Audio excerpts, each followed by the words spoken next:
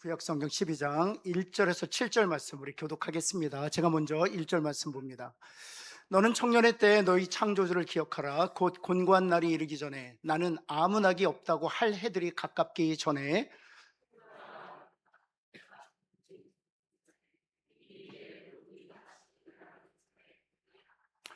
그런 날에는 집을 지키는 자들이 떨 것이며 힘 있는 자들이 구부러질 것이며 맷돌질하는 자들이 적음으로 그칠 것이며 창들로 내다보는 자가 어두워질 것이며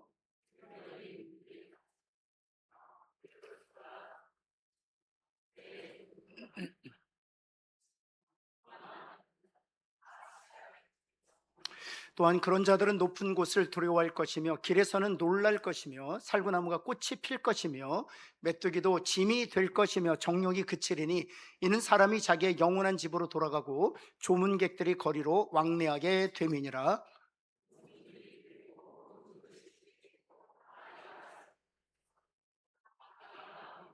같이 읽겠습니다.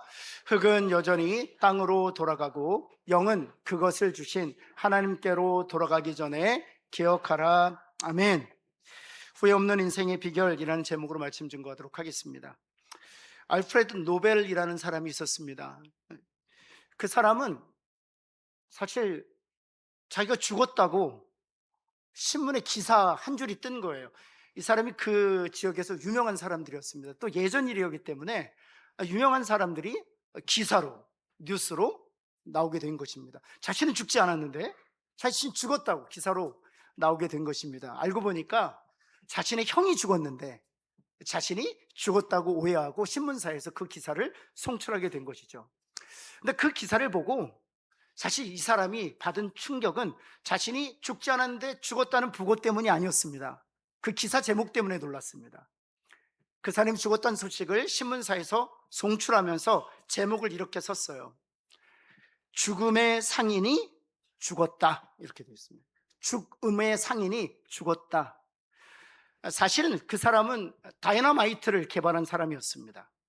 사실 탄광에서 철광석을 캐거나 금과 은을 캐기 위해서 실은 다이너마이트를 만들었는데 그 다이너마이트가 제1차 세계대전에 사용되므로 수많은 사람들이 죽어요. 그는 그로 인해서 막대한 부를 얻게 되었습니다. 그래서 다른 사람의 죽음을 통해서 부를 이룬 사람, 그래서 죽음의 상인이라고 불렀고요. 그리고 결국 죽음의 상인조차도 죽었다라는 기사 한 줄이 사실 송출되게 된 것입니다. 너무 충격을 받은 거예요. 그 사람은 크리스찬이었습니다. 다른 사람의 죽음으로 내가 부를 얻었다는 것 자체가 너무 부끄럽게 됩니다. 아, 내가 죽으면 사람들이 이렇게 나를 평가하는구나 라고 생각하게 된 것입니다. 하나님 앞에 나아가서 기도하기 시작했습니다. 내가 이제 남은 인생을 무엇을 위해서 살아야 될까? 다른 사람의 죽음을 통해서 부를 확장하는 사람이 아니라 내가 어떤 사람으로 살아야 될까요? 그때 하나님께서 그에게 알려주셨습니다. 이제부터 내가 얻은 그 모든 부, 단 한 푼도 나 자신의 유익을 사용하지 아니하고 모든 그 수익과 그 부를 인류를 살리는 일에 공헌한 사람들에게 상으로 주겠다 결정한 것입니다.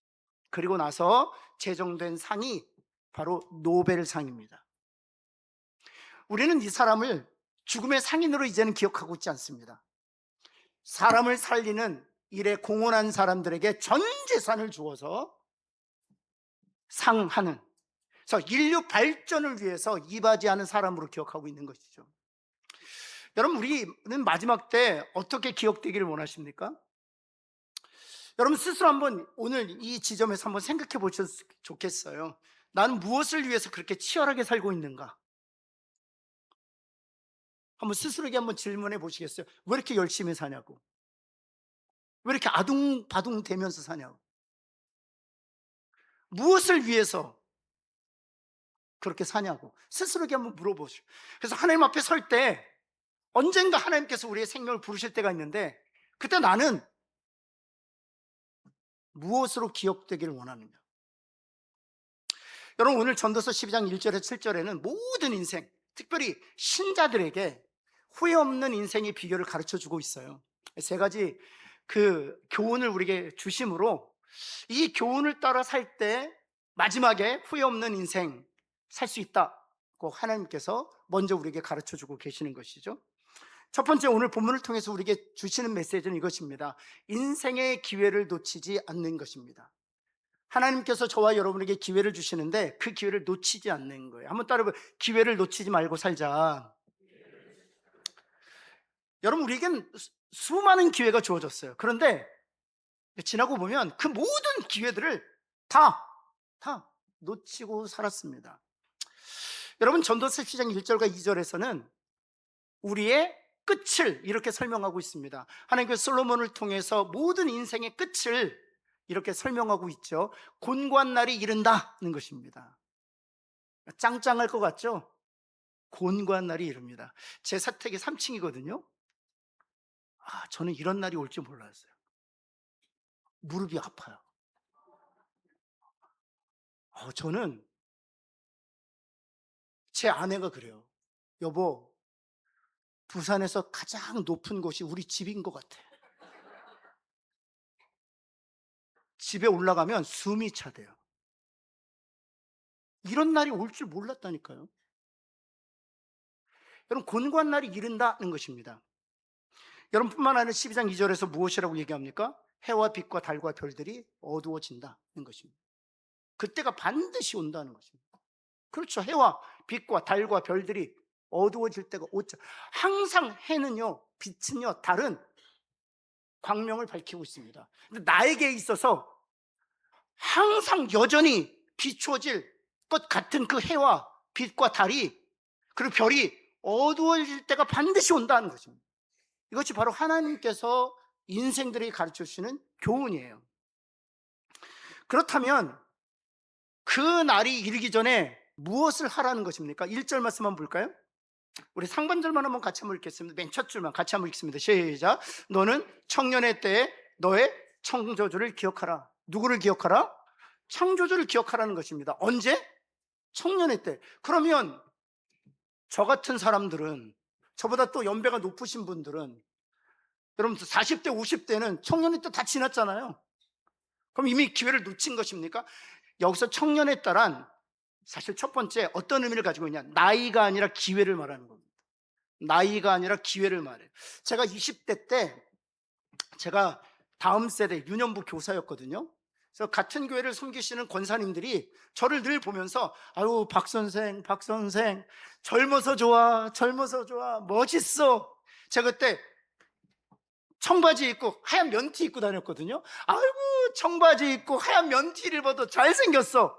제가 그때 그랬습니다. 잘생기긴 뭘 잘생겼냐. 키는 짝달만 하고 얼굴은 시커멓고 눈은 짝 찢어가지고 보이지도 않는데.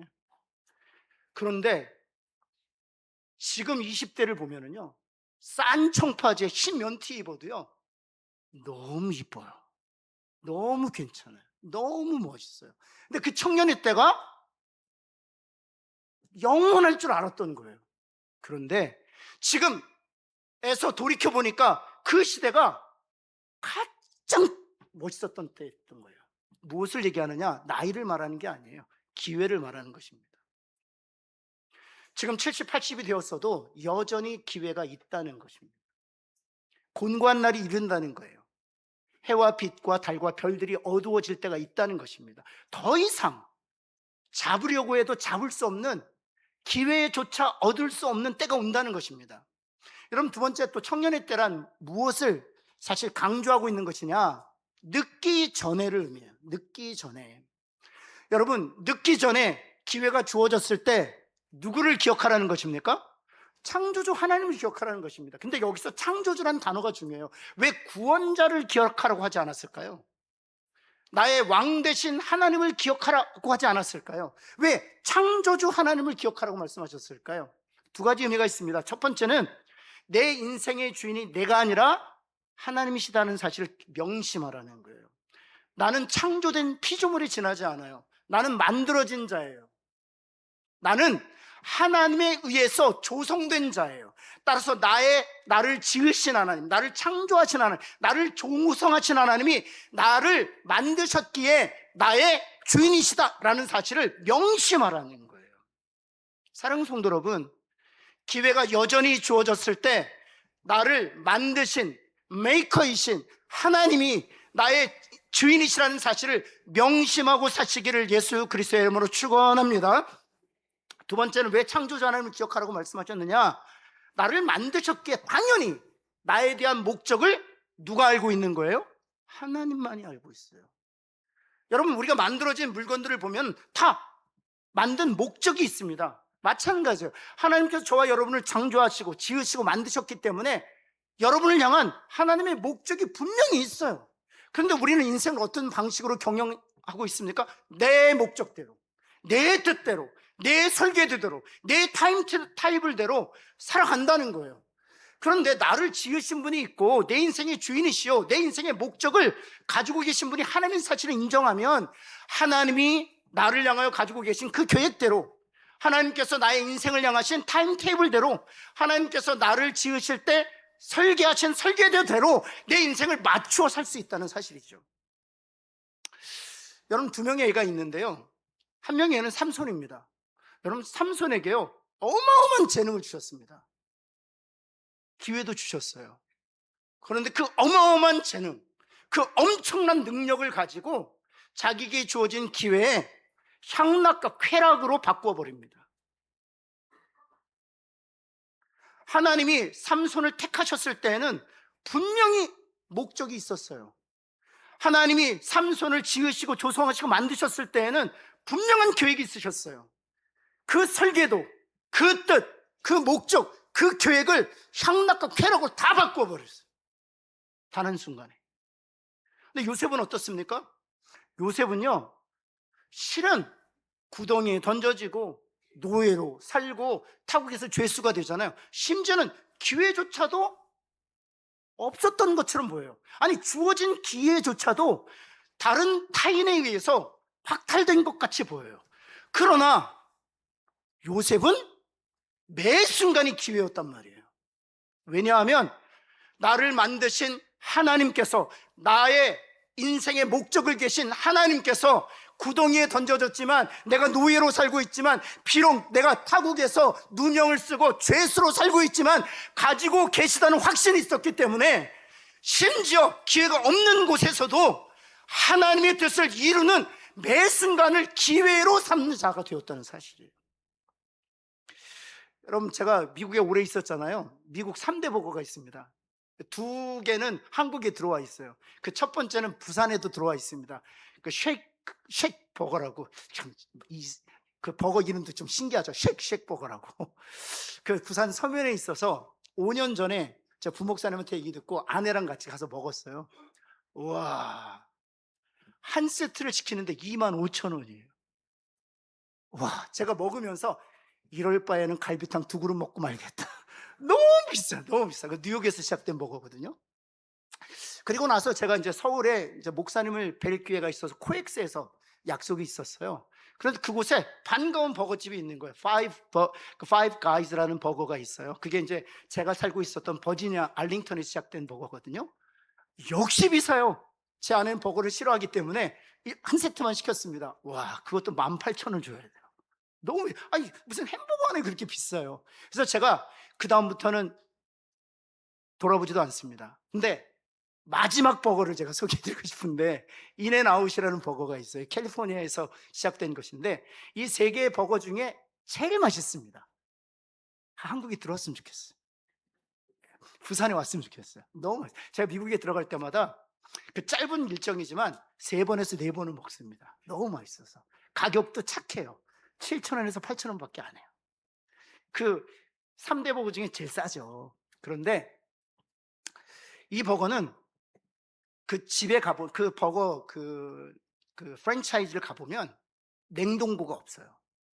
냉장고밖에 없습니다. 얼린 고기를 사용하지 않아요. 아침에 배달하면 다 소진될 때까지 냉장고에서만 씁니다. 그리고 감자도 보통 이렇게 슬라이스 된 거 가지고 사실은 이렇게 튀겨주거든요. 얼린 거. 근데 거기는 그냥 통감자를 갖다 줘요, 배달할 때. 그래서 건장한 근육 있는 청년들이 그 통감자를 쑥쑥 잘라가지고, 그래서 갓 튀겨줘요. 얼마나 맛있는지 몰라요. 토마토도 이렇게 슬라이스 된 걸 갖다 주는 게 아니라 그냥 큰 토마토 갖다 줘서 고객들 보는 앞에 썰어서 넣어줘요. 그래서 너무 신선해요. 그런데 제가 이 버거를 소개하려고 말씀드리는 건 아니고, 여러분 한번 버거 한번 보고 가겠습니다. 예, 먹음직도 하고 보암직도 하죠. 예, 미국 여행하면 반드시 이 버거집을 한 번은 들립니다. 그 여행수 그렇게 유명한 버거집이에요. 그런데 이 버거집의 이름이 그 다음 사진을 보면 인앤아웃입니다. 인하고 앤은 그냥 미국 사람들이 앤들을 앤으로 써요. 인앤아웃이에요. 왜 이 버거집의 이름이 인앤아웃일까요? 이걸 맞추시는 분들한테는 제가 미국 갈 때 아예 보따리째 싸다 드릴게요. 왜 인앤아웃일까요? 이 부부는 크리스찬이었습니다. 해리 스웨버그라는 부부였는데, 여러분 하나님의 말씀을 읽다가 인생의 목적을 찾았어요. 신명기 28장 6절 말씀, 내가 들어가도 복을 받고 나와도 복을 받으리라. 그러니까 자기가 복 받으려고 이 비전을 시작한 게 아니라 우리 매장을 찾는 모든 이들이 하나님의 말씀대로 들어와도 복을 받고 나가도 복을 받기를 원합니다. 그래서 비즈니스 운영한 거예요. 하나님의 복을 함께 나누는 그런 매장이 되기 위해서. 몇 평에서 시작했는지 아십니까? 2.5평에서 시작했습니다. 2.5평 자그마한 가게에서 인앤아웃, 신명기 28장 6절 말씀을 붙들고 시작했어요. 그런데 이 사람들이 그 복의 핵심을 정확하게 이해하고 있어요. 그 복은 물질의 복이 아니에요. 세상적인 복도 아니에요. 그 복을 모든 사람, 인앤아웃 버거 그 매장을 찾는 모든 사람들이 콜라나 사이다를 마실 때 쓰는 컵 밑에 딱 복을 적어놨어요. 그 컵 제가 보여드릴게요. 인앤아웃 컵이에요. 바닥인데 그 바닥면에 뭐가 쓰여 있습니까? 그렇죠. 요한복음 3장 16절에 딱 써요. 여러분 창업주는요 정확하게 자신의 인생의 목적을 알고 있어요. 곤고한 날이 이르기 전에, 해와 달과 별이 어둡기 전에 나를 창조하신 하나님께서 나에 대한 목적을 갖고 계신다는 사실을 인식했어요. 그리고 그 목적을 위해서 평생을 살았어요. 하나님께서 그 지경을 3평밖에 2.5평밖에 안 되는데 지금은 계속 매장을 확대시키셨다는 사실이죠. 여러분 곤고한 날이 이르기 전에 우리의 주인이신, 또 우리를 향하신 목적을 갖고 계신 하나님을 기억하며 살게 되기를 예수 그리스도의 이름으로 축원합니다. 여러분 두 번째는요, 인생의 한계를 잊지 않는 거예요. 우리가 인생에 한계가 있다는 사실을 잊지 않는 거예요. 한번 따라해 볼까요? 나의 한계가 있다. 그 얘기를 전도서에서 얘기하고 있어요. 3절 말씀 한번 볼까요? 그걸 은유적으로 표현하고 있는데, 집을 지키는 자들이 떨게 될 것이고 맷돌질하는 자들이 적게 될 것이고 창들로 내다보는 자가 어두워지게 될 것이다는 것입니다. 이게 어떤 은유적 표현인가 하면, 집을 지키는 자들이 떤다, 이것은 손이 떨게 될 것이다. 저희 아버님께서 수저를 드시면 떨려요. 98세가 되셨으니까. 그래서 제가 아버님의 손을 딱 잡아드려요. 아버지, 그럼 제 손도 떨려요. 야, 신철아, 박 목사, 이 손이 왜 이렇게 떨리는지 모르겠다. 아이고. 그래서 저희 아버님이 요즘에는 목에 이거 차고 드세요. 차고 드세요. 그러지 않으면 온 몸에 음식이 범벅이 되니까. 그때가 온다는 거예요. 여러분, 맷돌질 하는 자들이 적다. 이게 무슨 뜻일까요? 우리 신체 기관 중에 맷돌의 역할을 하는 데가 있어요. 퀴즈. 그렇죠. 치아예요. 치아가 맷돌의 역할을 하는 거예요. 그런데 이 맷돌로 음식을 잘 글라인드 하다가 맷돌이 어떻게 된다는 거예요? 빠진다는 거예요. 정말 그렇잖아요. 마지막, 창들로 내다보는 자가 어두워진다. 이 창들이 뭘까요? 눈이에요.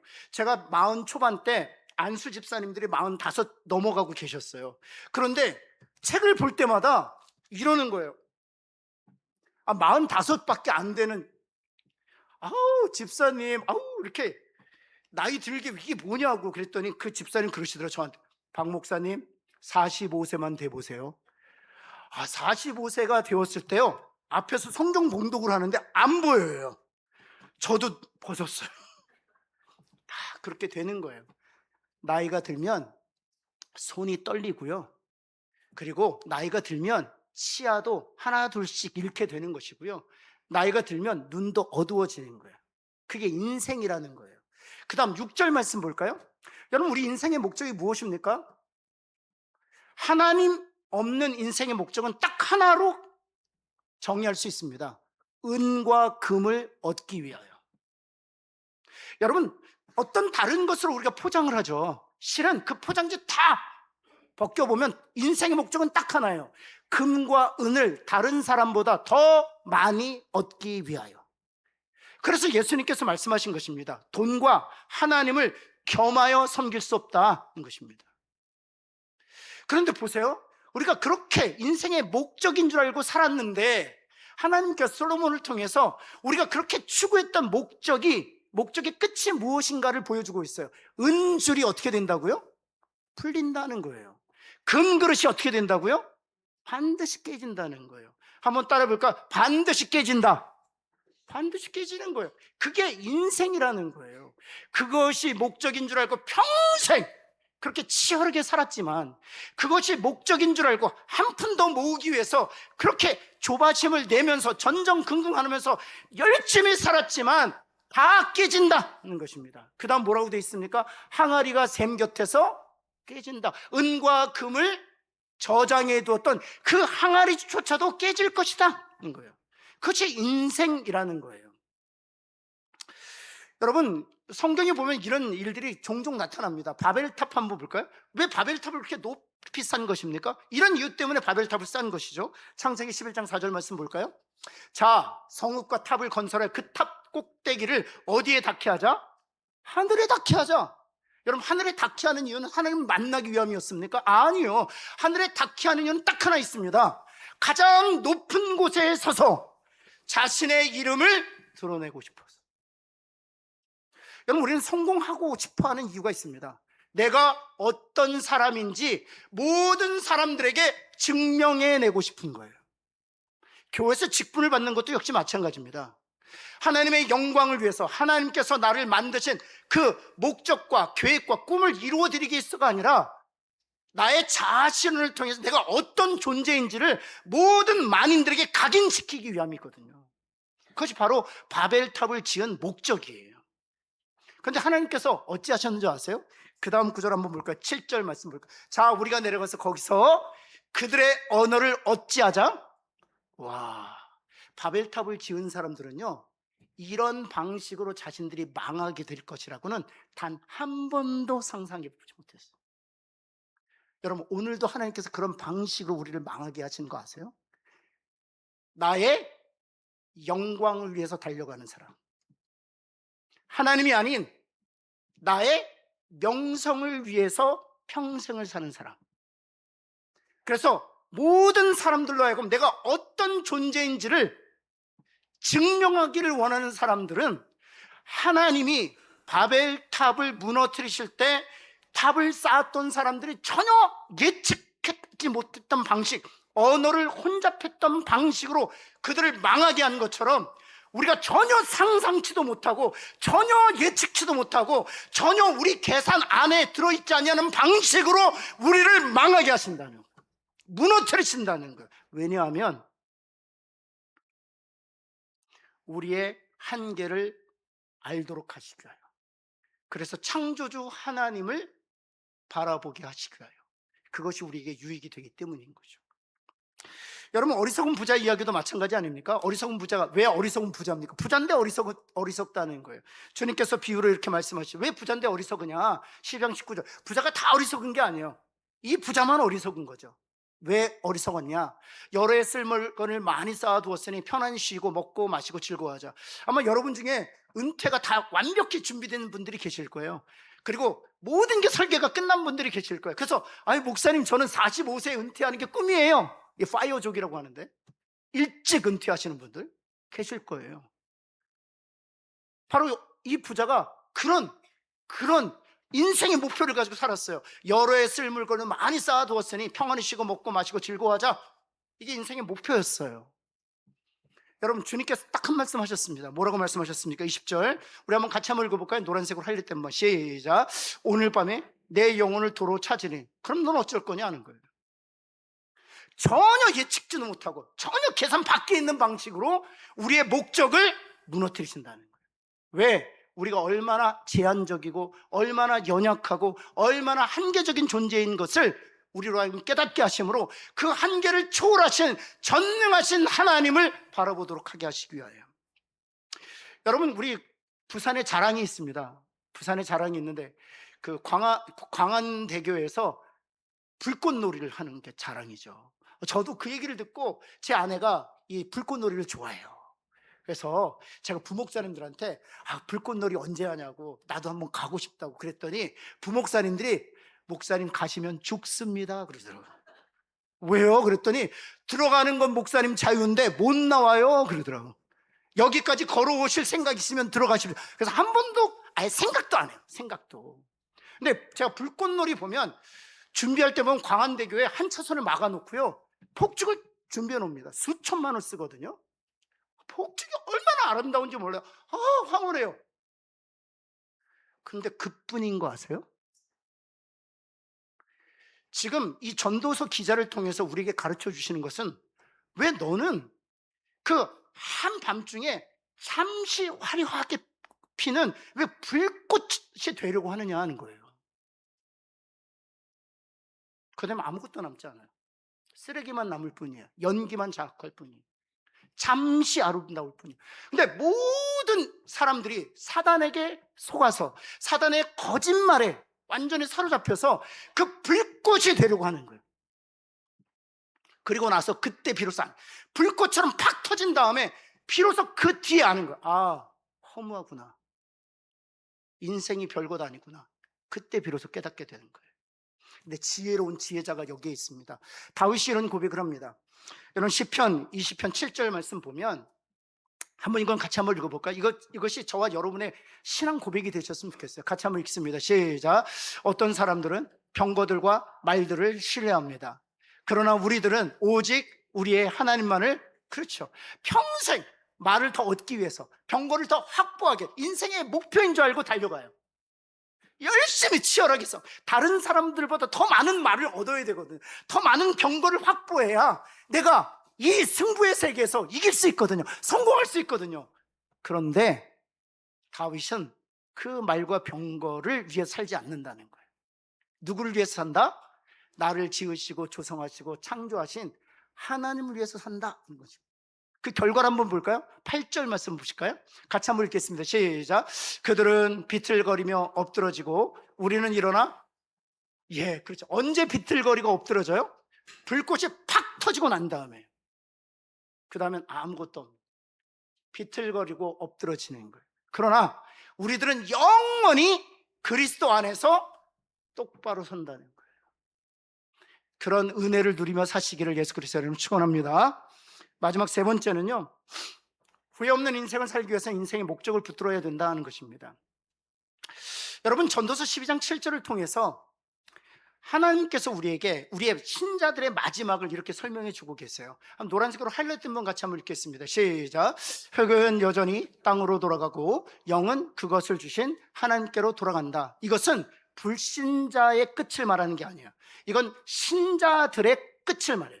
이 7절 말씀은 좀 전에 보았던 3절이나 좀 전에 보았던 6절 말씀은 모든 사람들에게 해당되는 거예요. 신자나 불신자나 곤고한 날이 해와 빛과 달이 어두워지게 될 거예요. 은줄이 풀리고 금그릇이 깨질 거예요. 그건 신자나 불신자나 상관없어요. 모든 인생들이라면 결말이 그런 거예요. 근데 7절 말씀은 유독히 신자들의 결말을 말하고 있어요. 여러분, 흙은 여전히 땅으로 돌아간다는 것은 무엇을 의미하는 것입니까? 사람을 지으실 때 하나님께서 무엇에서 취해서 사람을 지으셨다고요? 흙에서 사람을 지으셨어요. 그 사람은 살과 뼈만을 가지고 있는 것이 아니에요. 사람을 지으셨다고 했을 때 살과 뼈뿐만 아니라 정서와 감정과 지성과 이성을 말하는 거예요. 그 모든 것이 흙에서 취함을 얻었다는 것입니다. 그래서 그 사람의 살과 뼈뿐만 아니라 그 사람의 생각, 그 사람의 감성, 그 사람의 정서, 그 사람의 지성과 이성도 흙으로 돌아갈 것이다. 왜? 흙에서 나왔으니까. 그리고 나서 영은 주신 하나님께로 돌아간다는 것입니다. 그 영은 하나님께서 주신 거예요. 흙에서 사람을 취하시고 그 코에 생기를 불어넣으시니 그가 살아있는 생명, 영적인 존재가 되었다라고 했습니다. 그런데 죄로 말미암아 그 영이 죽게 되었죠. 그 영이 죽음으로 말미암아 하나님을 인지하지 못하게 되었습니다. 그런데 요한복음 3장에 보면 성령으로 말미암아 그 죽은 영을 다시 태어나게 하심으로 말미암아 죽은 자가 다시 살아나는 거듭남의 은혜를 허락하신다고 말했어요. 따라서 신자들은 흙에서 취한 사람, 살과 뼈와 정서와 감정과 이성과 지성뿐만 아니라 죽었던 영이지만 하나님께서 성령으로 다시 태어나게 했던 그 영을 소유한 자가 되어 이제 그 끝은 그 사람은 흙으로 돌아가지만 영은 주신 하나님께로 돌아간다는 것입니다. 그런데 그 끝이 오기 전에 뭐하라? 기억하라는 것입니다. 누구를 기억하라? 그 영의 주인이신 하나님을 기억하라는 거예요. 여러분, 그 끝이 오기 전에 그 영을 주신 하나님을 기억하는 우리의 창조주 되시고 진정한 아버지 되시는 하나님을 기억하는 저와 여러분 되기를 예수 그리스도로 축원합니다. 그렇다면 그 아버지 되신 하나님께서 우리에게 주신 목적이 뭡니까? 인생의 목적을 13절에서 이렇게 너무나도 분명하게 증거하고 있습니다. 노란색으로 할 때만 같이 한번 읽겠습니다. 시작. 하나님을 경외하고 그의 명령들을 지킬지어다. 그 다음 제가 읽을게요. 이것이 모든 사람의 신자의 본분이니라. 너무나도 명확하게, 너무나도 분명하게 우리에게 말씀. 하나님을 경외하는 것, 첫 번째. 두 번째는 그의 명령을 지키는 것. 이것이 저와 여러분들의 죽은 영을 살리셔서 하나님의 자녀 되게 하신 우리 모든 신자들을 하여 가지고 계신 하나님의 뜻이다는 것입니다. 그렇다면 하나님을 경외한다는 것이 무엇입니까? 하나님을 두려워하는 것이 경외하는 것입니까? 아니요. 이 경외라는 단어가 가장 오염된 단어 중에 하나예요. 이 경외라는 야레라는 히브리어는 존경하다, 경탄하다, 높여드리다 그런 뜻이 있어요.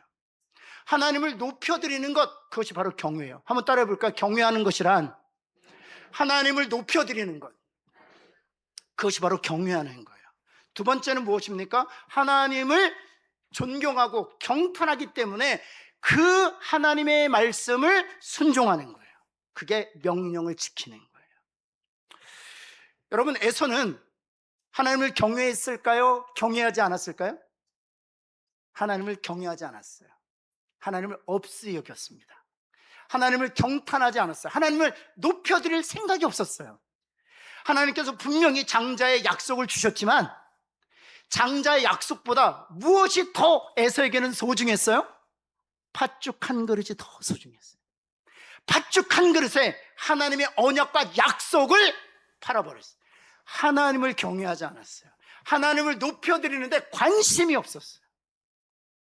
그것이 바로 에서의 모습이에요. 여러분, 요셉은 어떻습니까? 매사에 하나님을 경외했다니까요. 여러분, 그가 노예로 있을 때 그 시위대장 보디발의 아내가 유혹하지 않습니까? 그 유혹 앞에서 요셉이 이런 고백을 해요. 여러분, 39장 9절 말씀 볼까요? 내가 어찌 이 큰 악을 행하여 누구에게 죄를 지으리까? 여러분, 요셉의 스토리를 한번 보세요. 요셉의 스토리를 보면 모세와 같이 하나님께서 현현하신 적이 없어요. 모세에게 역사하셨던 것처럼 홍해를 가르거나 만나를 주시거나 르비딤 반석에 물을 내리시는 이런 기적을 요셉에게 행하신 일이 단 한 번도 없습니다. 마치 하나님은 침묵하시는 것 같고 하나님은 안 계시는 것 같은 상황의 연속이었어요.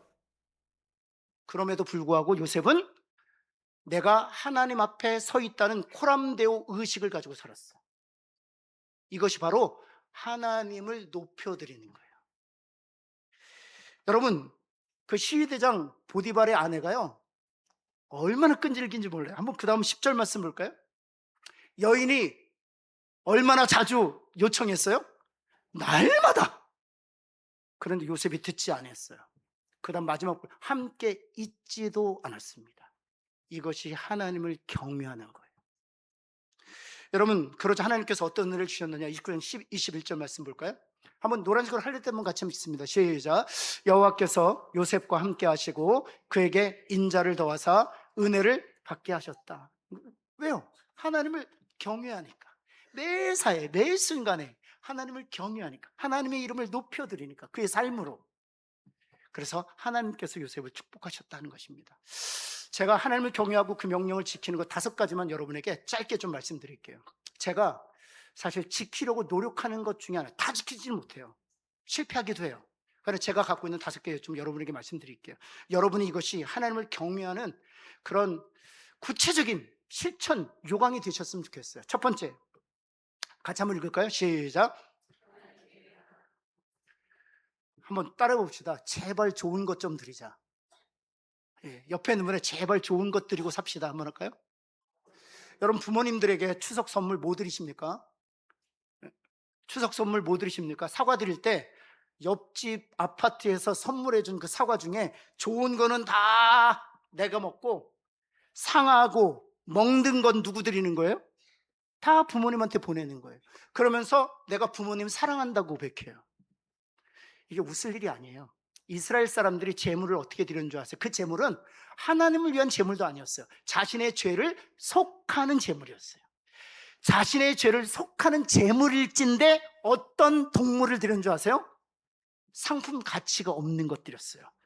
저는 것 드렸고요, 눈먼 것 드렸고요, 병든 것 드렸습니다. 팔지 못하는 것 드렸습니다. 여러분 잘 생각해 보세요. 여러분이 하나님 앞에 드리는 것, 좋은 것 드리고 계세요? 아니면 짜투리 드리고 계세요? 한 번은, 우리 교회에서는 아닌데요, 한 번은 제가 부목사 때 아나바다 우리 장터하니까 집에서 사용하지 않는 물건 가져오시면 그거 남는 돈 갖고 선거하겠습니다. 그랬더니 난리가 났어요. 교회가. 성도들이 뭘 가져왔을까요? 죄송합니다, 쓰레기 가져왔습니다. 다 집에서 처치 곤란한, 이미 쓰다 버릴 수밖에 없는 냉장고 갖다 주고요, 이미 다리 부러진 피아노 갖다 주고요. 제가 너무 마음이 아팠어요. 여러분, 하나님 앞에 시간을 어떻게 드리고 계십니까? 이런 분들이 계세요. 가장 좋은 청년 시절에 하나님께 인생을 안 드리고 은퇴하면 하나님께 일하겠다. 마찬가지, 그 저는 것, 병든 것, 멍든 것 드리는 그 마음하고 똑같은 거예요. 가장 찬란한 시기에, 가장 중요한 때에 가장 좋은 것을 하나님 앞에 드려야 해요. 물질만 그런 게 아니에요.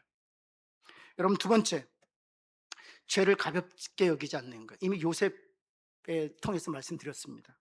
그게 하나님을 높여드리는 거, 매 순간. 3번째가 무엇입니까? 예배를 소중히 여기는 거예요. 한번 따라해볼게요. 예배를 소중히 여깁시다. 제가요, 지금 이 현대교회가 힘을 잃고 있는 것 중에 하나가 부모들이 예배를 소중히 여기지 않아요. 그러니까 자녀들이 부모를 통해서 배우지를 못해요. 우리 때만 해도 그렇죠, 예배가 소중한 줄 배웠어요. 어떻게 배웠습니까? 토요일날 저녁이 되면 어머니가 10원짜리를 풀질해서 다리미질하고 있는 거예요. 그 당시에는 신권이 없었잖아요. 그래서 풀질해서 다리미질하고, 봉투도 그 당시에는 빳빳한 봉투가 드물었어요. 근데 꾸깃꾸깃한 봉투가 아니라 어디서 그렇게 빳빳한 봉투, 새 봉투를 구하셔갖고 그 대리미질한 거를 딱 넣으셔서 정자로 박신철 동생 박인철 써가지고 토요일날 이렇게 주었어요. 헌금이라고. 물론 제가 초등학교 때 삥땅 하느라고 그거 헌금 안 드리고 사이다 사 먹다가 걸려가지고 혼난 적도 있지만, 저희 어머님은 그러셨어요. 어머님. 여러분, 11조도요, 저희 어머님이 어떻게 가르쳐 준 줄 아세요? 제가 중학교 때 용돈이 4,000원이었습니다. 용돈이 4,000원. 회수권 사고 찐빵 먹으라고. 그런데 400원을 빼셨어요.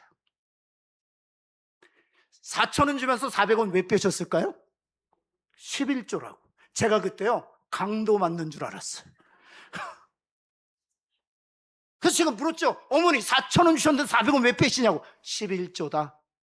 그때부터 11조를 배웠어요. 여러분, 그 당시에는 요즘 아이들이 입고 다니는 남방이 없었습니다. 다 티셔츠였어요. 그런데 그 티셔츠도 데리셨어요. 그리고 샌들 못 신게 하셨어요. 다 운동화 신게 하셨어요. 왜입니까? 하나님 앞에 나간다고. 제가 볼 땐 너무 율법적이기도 하죠. 그러나 예배가 얼마나 귀한 것인지를 그때 배웠어요. 예배를 소중히 여기셔야 돼요. 그것이 하나님을 높여드리는 거예요. 여러분, 마지막이 무엇입니까? 한번 같이 한번 읽어볼까요? 시작. 하나님의 말씀을 사랑하며 늘 읽고 묵상하는 것, 그리고 그 말씀을 따라 순종하며 사는 것, 이것이 바로 하나님을 높여드리는 것입니다. 한 사람의 이야기만 좀 드리고 마치도록 하겠습니다. 에릭 리델이라는 사람이 있는데, 영국 사람이죠. 1924년 파리 올림픽에 영국 대표 선수로 100m 달리기. 이 사람은 그동안 있었던 모든 100m 경주에서 금메달을 땄기 때문에 이번 1924년 파리 올림픽에서도 금메달의 주인공이었어요. 근데 결과적으로는 이 사람이 100m 달리기 금메달을 못 땁니다. 그 이유는 경기에 출전하지 않았어요. 파리까지 갔는데 예선전이 있었어요. 본선이 있기, 결승전이 있기 전 예선전이 있었습니다. 근데 예선전 일정을 보니까 주일 아침 예배와 겹치는 거예요. 결정을 했어요. 예선에 참여하지 않기로. 영국에서 난리가 났습니다. 왜냐하면 대표로 지금 나라를 대표하는 사람으로 지금 출전하고 있는데 예배 드린다고 출전하지 않겠다고 하니까 난리가 났어요. 출전하지 않았습니다. 예배만 드렸습니다. 근데 그 다음 날이에요. 이제 자격을 발표당했죠. 근데 400m 선수가 있는데 400m 선수가 부상을 당해서 뛸 선수가 없는 거예요. 그래서 에릭 리델에게 올림픽 주최에서 뛸 수 있겠냐고. 뛰겠다고. 자기 주 종목이 아니에요. 한 번도 3등에 들어간 적도 없어요. 근데 뛰겠다고 했어요. 어떻게 된 줄 아십니까? 세계 신기록으로 금메달을 땄습니다. 영국이 그때까지는 100m에서는 금메달이 있었어요. 근데 400m는 단 한 번도 금메달이 없었어요. 에릭 리델 한번 보실까요? 뭐라고 써있냐면 에릭 리델, He ran for God. 하나님을 위해서 달린다. Not for crowd. 군중들을 위해서 달리는 것도 아니고 Not for country. 나라를 위해서 달리는 것도 아니고 Not for fame. 자신의 명성을 위해서 달리는 것도 아니고 Not for glory. 영광을 위해서 달리는 것도 아니다. 그가 달리는 유일한 목적이 있다면 하나님 때문이다. 그는 선수 생활을 마감하고 중국 선교사로서 자신의 일생을 중국에서 복음 전하다가 생을 마감합니다. 가장 위대한 인생을 산 것이죠. 사랑하는 성도 여러분, 정말 축복합니다. 후회 없는 인생 사시기를 예수 그리스도를 축원합니다.